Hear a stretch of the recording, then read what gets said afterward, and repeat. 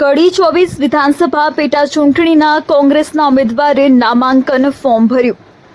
કડી 24 વિધાનસભા પેટા ચૂંટણીના કોંગ્રેસના ઉમેદવાર રમેશભાઈ ચાવડાએ નામાંકન ફોર્મ ભર્યું। રમેશભાઈ ચાવડાએ રેલી સ્વરૂપે નીકળીને મામલતદાર કચેરી ખાતે વિજય મુહૂર્ત 12:39 કલાકે નામાંકન ફોર્મ ભર્યું હતું।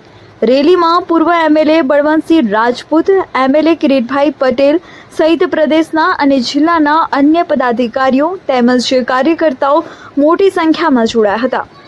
ઉમેદવાર રમેશભાઈ ચાવડાએ મામલતદાર કચેરી ખાતે નામાંકન ફોર્મ ભરીને જીતવાના વિશ્વાસ સાથે કહ્યું કે ભાજપે 30 વર્ષના શાસનમાં કડીને ગંદકી, તૂટેલા રોડ, રસ્તા અને ભ્રષ્ટાચાર સિવાય કાંઈ આપ્યું નથી।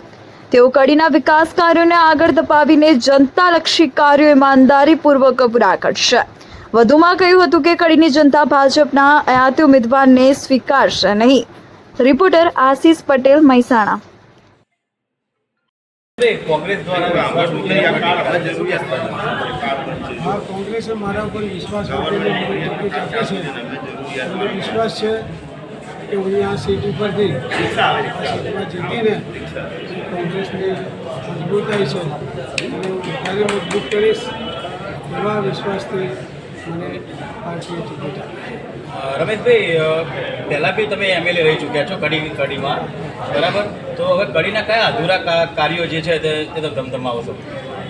સાહેબ, જે અધૂરા કાર્યો છે તો હવે બજારમાં જોઈને જે તે માંગણીદાર હશે માંગણીદારોની માંગણીને ધ્યાને લઈને જે કંઈ અધૂરા કાર્યો હશે બધા પૂરા કરવાની કોશિશ। આયાતી ઉમેદવાર ચાલશે?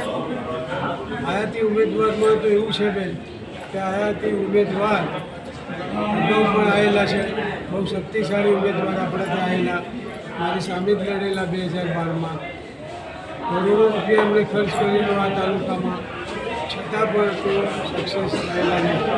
એટલે કડી તાલુકાની જે પબ્લિક છે એમને તો ગામનું ગામનો માણસ હશે તો એના ત્યાં દોડીને રાત્રે 2 વાગે તકલીફ હશે તો પણ જઈ શકશે। ગામનો માણસ નહીં હોય તો એ કામ કરી શકવાનું છે નહીં। અહીંયા કોઈને ઓળખતો ના હોય, અહીંયા કોઈની સાથે પરિચિત ના હોય, એ જ્યારે આવશે ત્યારે કોઈ વ્યક્તિનું કામ કરી શકે એવું હું માનતો છું। કડીમાં અમુક સંવેદનશીલ વિસ્તાર છે બૂથ મથકોમાં, તો ત્યાં આપણે શું તકેદારી રાખીશું?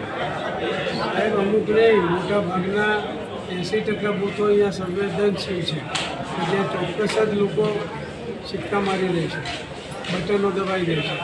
એટલે આમાં તો મારે તો કરવાનું ઓછું હોય, પણ સરકારે આમાં ધ્યાન રાખવું જોઈએ, સરકારે આમાં ચૂંટણી પંચે આમાં ધ્યાન રાખવું જોઈએ। કારણ કાયદો અને વ્યવસ્થા તો બધું એમની પાસે છે, પોલીસ એમના કાયદા એમના કયા પ્રમાણે ચાલે છે, અધિકારીઓ એમના કયા પ્રમાણે ચાલે છે। આપણે ગમે તેટલી મહેનત કરીએ તો પણ આ લોકો તકલીફમાં મૂકે જ છે, છતાં અમે અમારું આ વખતે અમારું જે સંગઠન બહુ મજબૂત છે અને અમે એક બૂથ ઉપર મજબૂત એજન્ટો મૂકીને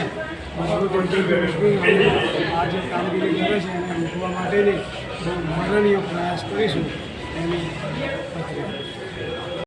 દાદાગીરી ચાલે છે, દાદાગીરીનો અંત કરવાનો છે। કેવા પ્રકારની કડીમાં દાદાગીરી ચાલે છે?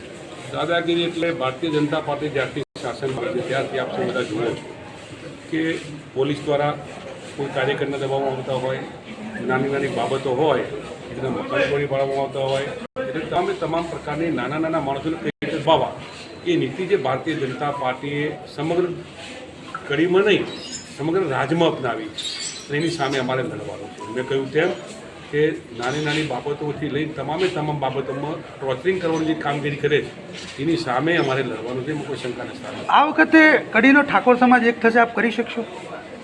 તમામ ઠાકોર સમાજનો જે અત્યારે અન્યાય થઈ રહ્યો છે, જીપીએસસીથી લઈને તમામ લોકોને શોભાના ગોઠિયા તરીકે ભારતીય જનતા પાર્ટીમાં તો રાખેલા છે।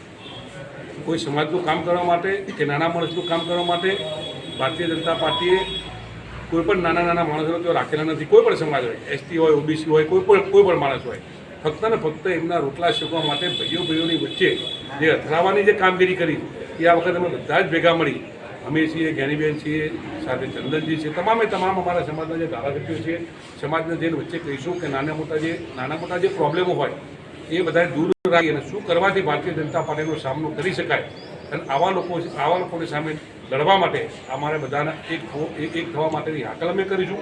ચોક્કસ અમને અમારા સમાજ પર વિશ્વાસ છે કે અમારી વાત સાંભળી અને અમારો સમાજ એક થશે. કડીમાં રમેશભાઈ જીતે છે, આપનો શું દાવો છે? આ સીટ ઓલરેડી ખરેખર જોવા જઈએ તો કોંગ્રેસ વેચની સીટ છે. ક્યાંક નાના મોટા ભારતીય જનતા પાર્ટીના કારણે 1, 2, 3 વખતે જીતેલા છે. હું પણ આ સીટ ઉપર વિજય થયેલો છું. રમેશભાઈ ચાવડા પણ વિજય થયેલા છે. કરજણજી ઠાકોર પણ 2 વખત આ ચૂંટણી જીતેલા છે. એટલે આ સીટ રહી એ કોંગ્રેસ વેચની જ છે. પણ ભારતીય જનતા પાર્ટીએ અંદરો અંદર નાના સમાજોને ઝઘડાવી અને જે જુદા કરી અને એમનો જે રોટલો શેકવાનો જે પ્રયત્ન કરીને જેમને સફળતા મળી છે, આ વખતે બધા ભેગા મળી એક થઈ એ જે ભારતીય જનતા પાર્ટી જે જુદા રાખવા માટે છે એમાં એની વાતમાં કોઈ ના આવે અને બધા ભેગા મળીને ગામડે જે ખાટલા બેઠકો કરી અને શું કરવાની બધા ભેગા મળી અને કોંગ્રેસ મજબૂત બને રમેશભાઈ ચાવડાને કઈ રીતે વિજય થાય એવા પ્રયત્નો અમે કર્યા.